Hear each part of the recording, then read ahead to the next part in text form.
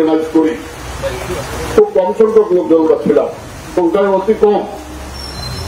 কারণ জিয়া রহমান সাহেবের আমলে বিএনপির যারা নেতৃবৃন্দ ছিলেন, আমাদের সুনামগঞ্জ জেলায় 5টি আসনের মধ্যে 4 জন ছিলেন বিএনপির এমপি।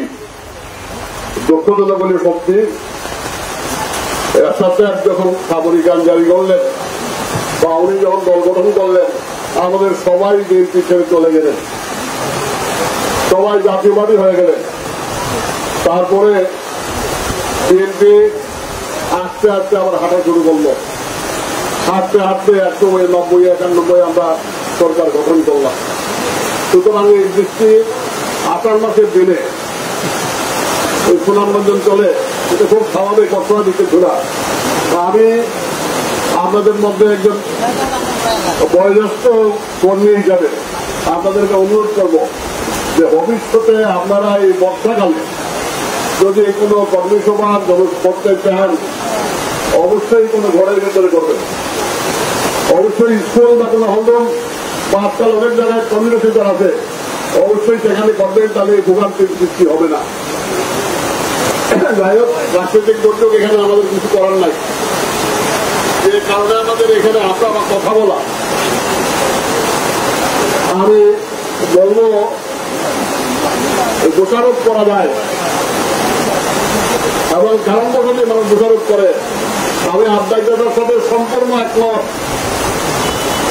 যে দিরাইতে 9টা ইউনিয়ন, 5 ইউনিয়নের কোন প্রতিনিধি দিরাই থানা আহ্বায়ক কমিটিতে নাই। আমি এটা আগেও উল্লেখ করেছি। আর এই সুজানগরের একদম সেটা অন্য কথা আমি বললাম না। কি কারণে যে সুজানগরে তো এত ইম্পর্টেন্ট ছিল আমি বুঝি নাই।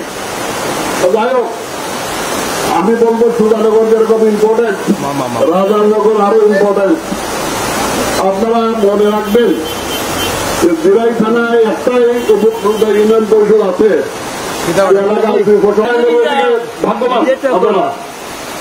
আমি আপনাদের পুরানা কর্মী হিসাবে আমি যেটা বলতে চাই, ইলেকশন আসতেছে, ইলেকশন প্রার্থী যে কোনো কেউ হইতে পারে।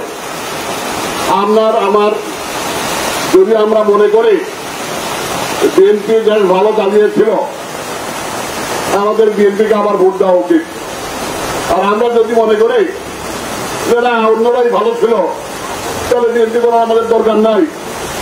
আমাদের যে অভিজ্ঞতা, আমরা বিগত 17 বছর দেখেছি অত্যাচার, জুলুম, নির্যাতন, মানুষ অতিষ্ঠ।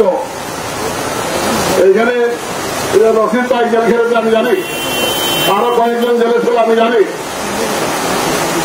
পুলিশের অত্যাচার, একদিন বাংলায় আসছে আমি দেখি তার দিকে রক্ত করতে, আমি রক্ত, আমি কিসের রক্ত?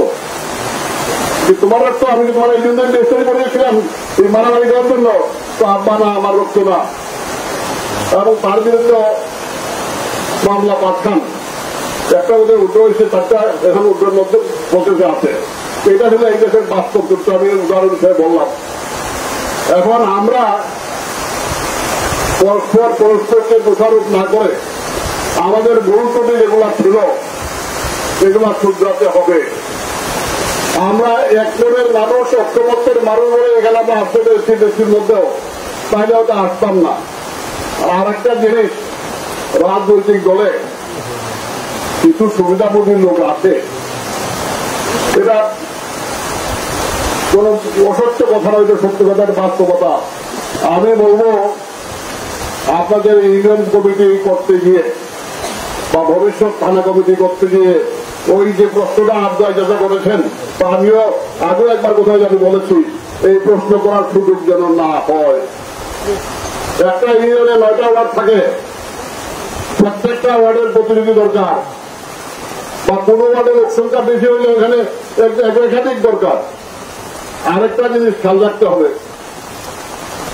আমাদের ভবিষ্যৎ এখানে আপনার আমি বা আমাদের আহ্বায়ক সাহেব এই কমিটিটা আমাদের বয়স হয়েছে, আমাদের খুব বেশি দিন রাজনীতি করতে পারবো এটা নয়। ভবিষ্যতের প্রজন্ম, আমাদের ভবিষ্যতের স্বার্থে আমাদের যুব সমাজকে প্রাধান্য দিতে হবে।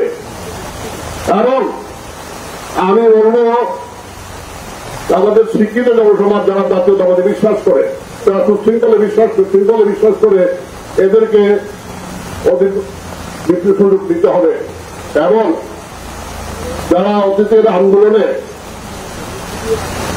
অত্যাচারিত হয়েছে, জেল খেটেছে, তাদেরকে সম্মান জানাতে হবে। তাদের অবদান, তাদের আত্মত্যাগ স্বীকার করতে হবে।